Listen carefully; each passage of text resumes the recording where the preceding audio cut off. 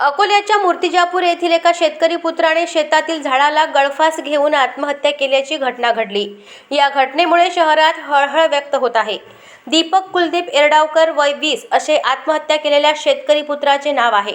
तालुक्यात झालेल्या अतिवृष्टीमुळे सततची नापिकी, नुकसान व कर्जबाजारीपणाला कंटाळून मूर्तिजापूर शहरातील सोनोरी रोडवरील राहणाऱ्या कुलदीप शंकरराव एरडावकर यांच्या लहान्या मुलाने शेतात गळफास लावून आपली जीवनयात्रा संपवल्याची घटना मंगळवार दिनांक 4 डिसेंबर रोजी उघडकीस आली।